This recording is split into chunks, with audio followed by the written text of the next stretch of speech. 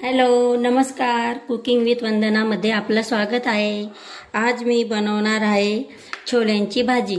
तर हे छोल्यांची भाजी आपण रेस्टॉरंट स्टाईल बनवणार आहोत। तर मग बघा, मी रात्रभर छोले याप्रमाणे भिजत घातलेले होते। छोले कम से कम आपण 10 ते 12 तासाचे भिजत घालायचे, जे करून आपले छोले व्यवस्थित फुलता आणि नंतर ते शिजता पण मऊसर।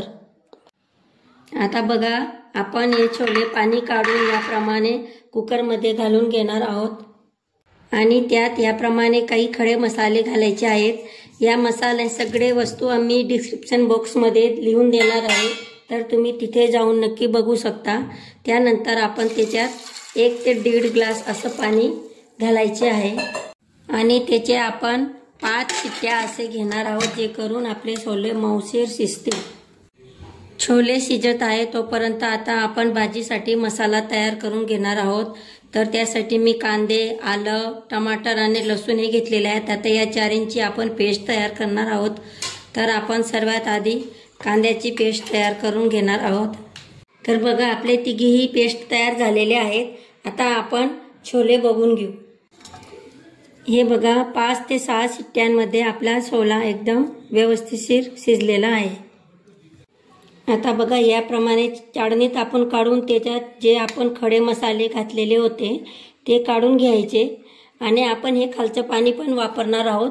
पण छोलेमध्ये जे आपण खडे मसाले घातलेले होते ते काढण्यासाठी मी याप्रमाणे चाळणीत टाकलेले आहेत। आता बघा, मी गॅसवरती कढाई ठेवलेली आहे आणि कढाई तापली की त्याच्यात आपण असं 4 पड्या असं तेल घातलेलं आहे आणि त्यात आपण जी कांद्याची पेस्ट तयार केलेली होती ती घालायची आहे आणि या पेस्टला पूर्णपणे लाल होईपर्यंत परतवत राहायचे आहे। याप्रमाणे आपण कांदा परतवत राहायचा आहे आणि हा कांदा परतवत असताना जर तुमचा थोडा कढईला कांदा चिटकत असेल तर त्याच्यात थोडंसं आपण पाणी घालून त्याला परत परतवत राहायचं आहे। आता या पेस्टमध्ये आपण आलं लसूणची पेस्ट घालणार आहोत आणि त्याला पण ह्याचप्रमाणे परतवत राहायचं आहे। आपलं आलं लसूणची पेस्ट पण व्यवस्थित परतवली गेली आहे। त्यानंतर आपण त्याच्यामध्ये टोमॅटोची पेस्ट घालणार आहोत। टोमॅटो लवकर मेल्ट होण्यासाठी आपण त्यामध्ये आताच मीठ घालायचे आहे। हे भाजीला लागणारं पूर्ण मीठ मी याच टायमाला घातलेलं आहे। हे बघा, हे पेस्ट परतवत असताना आपलं जर कढानी ह्या साईडला तेल सुटायला लागलं तर आपण त्यामध्ये सुके मसाले घालायचे आहेत। त्यासाठी बघा, मी आमचूर पावडर आणि हळद पावडर घेतलेला आहे। हे छोले मसाला आणि लाल मिर्च पावडर आणि धने पावडर घातलेली आहे आणि त्याला आपण एक जीव असं करून घ्यायचे आहे।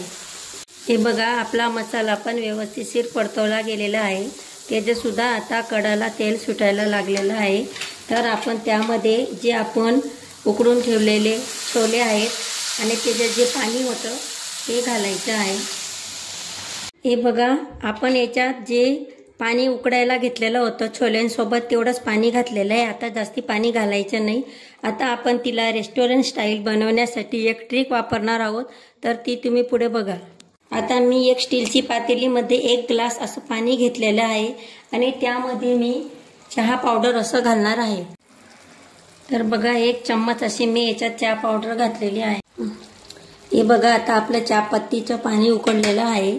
आता आपण हे पाणी एका चाळणीच्या सहाय्याने या भाजीमध्ये घालणार आहोत आणि त्यानंतर आपण त्याच्यामध्ये खायचा सोडा घालायचा आहे, जे करून बघा याप्रमाणे रिएक्शन होतं। हीच आहे आपली रेस्टॉरंट स्टाईल भाजी बनवायची पद्धत। आता त्यात आपण कसुरी मेथी याप्रमाणे क्रश करून घालायची आहे आणि कोथिंबीर सुद्धा आता आपण त्याच्यात घालणार आहोत। आता आपण वरून तडका देणार आहोत। त्यासाठी मी एक पॅनमध्ये तेल घातलेले आहे। त्यात भरपूर असं हिंग घालायची आहे। बघा, याप्रमाणे बारीक बारीक चिरलेलं असं आलं घालायचं आहे आणि याप्रमाणे मी हिरवी मिरची अशी लांबट चिरलेली आहे, ती सुद्धा आपण त्याच्यात घालायची आहे। बघा, वरून आपला तडका तयार झालेला आहे। तर आजची रेसिपी जर तुम्हाला आवडली असेल तर तुमच्या फ्रेंड सर्कलमध्ये शेअर करायला विसरू नका आणि चॅनलला सबस्क्राईब करायला पण विसरू नका. चॅनलला सबस्क्राईब करणं बिलकुल फ्री आहे. धन्यवाद.